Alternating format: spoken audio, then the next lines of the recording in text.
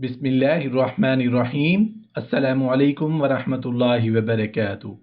मौत से 40 दिन पहले के अहवाल। अल्लाह ताला ने अर्श के नीचे एक दरख्त पैदा किया है। उसके पत्ते तमाम खलाइक की गिनती के बराबर है। उसका नाम शजरतुल मुंतहा है। जब किसी बंदा की उम्र ख़त्म हो जाती है और 40 दिन बाकी रह जाते हैं तो हज़रत इज़राइल अलैहिस्सलाम के सामने उसका एक पत्ता गिर जाता है। उस पर उस बंदे का नाम लिखा हुआ होता है। उस वक्त से तमाम फरिश्ते उसको मुर्दा कहते हैं, यानी मुर्दों में शामिल कर लेते हैं, और वो दुनिया में 40 दिन तक जिंदा रहता है। जब 40 दिन पूरे हो जाते हैं तो मलकुल मौत उसके पास आता है और उसके सामने बैठता है। उस वक्त मरीज अपनी बीमारी की तकलीफ में होता है।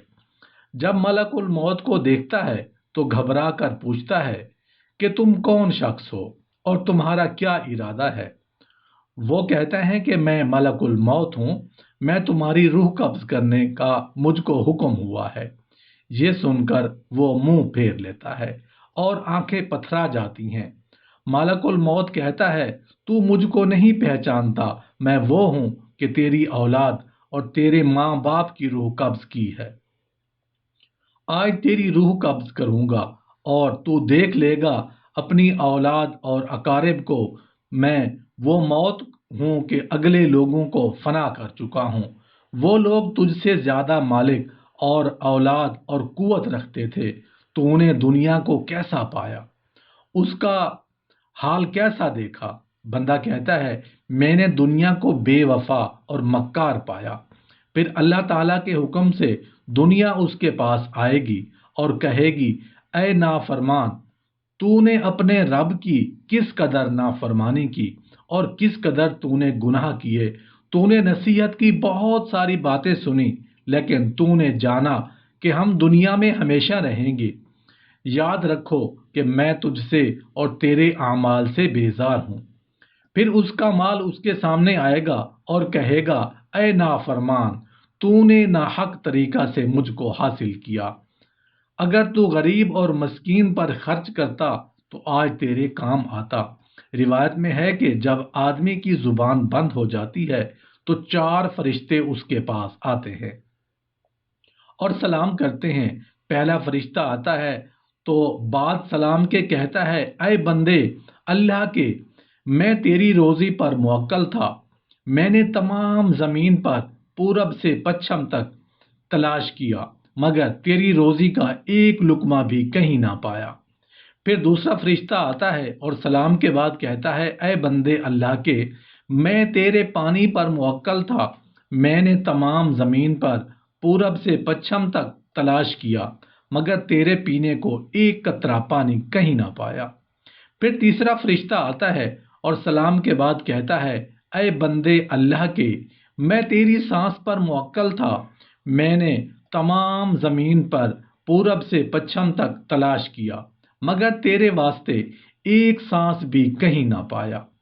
फिर चौथा फरिश्ता आता है और सलाम के बाद कहता है, ऐ बंदे अल्लाह के, मैं तेरी उम्र पर मुवक्कल था। मैंने तमाम जमीन पर पूरब से पश्चिम तक तलाश किया, मगर तेरी उम्र का एक हिस्सा भी नहीं पाया। उसके बाद नामे आमाल लिखने वाले 2 फरिश्ते उसके पास आते हैं और सलाम के बाद कहते हैं, ऐ बंदे अल्लाह के, हम तेरे आमाल लिखने पर मुवक्कल थे। और नामा आमाल उसको दिखाएंगे और कहेंगे, देख ये तेरा नामा आमाल है। उस वक्त मैयत की आंख से आंसू जारी होते हैं और दाहिने बाएं देखता है और नामा आमाल पढ़ने से डरता है। उसके बाद मलकुल मौत उसकी रूह कब्ज करते हैं। रिवायत में है कि रबी बिन अनस रहमतुल्लाह अलैह से कि उनसे किसी ने पूछा कि मलकुल मौत तन्हा सब की रूह कब्ज करते हैं या उनके साथ और फरिश्ते भी काम में शरीक होते हैं। फरमाया, कब्ज रूह का काम उन्हीं के हवाले है, लेकिन इस काम पर उनके साथ बहुत से फरिश्ते मदद के वास्ते दिए गए हैं। और मलकुल मौत सब के सरदार हैं। उनका हर कदम दुनिया के पूरब اور پچھم کے برابر ہے۔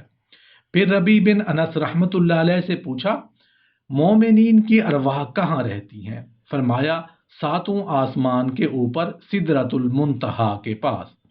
روایت ہے کہ ابن عباس رضی اللہ عنہ سے کہ بہت سے فرشتے ملک الموت کے ساتھ ہوتے ہیں جو میت کی روح قبض کرنے کے وقت آتے ہیں۔ ان میں سے بعض فرشتے روح کو لے جاتے ہیں اور بعض فرشتے میت پر دعا کرنے والوں کے ساتھ آمین کہتے ہیں، اور بعض میت کی مغفرت کی دعا کرتے ہیں جب تک کہ اس پر جنازہ کی نماز نہیں پڑھی جاتی۔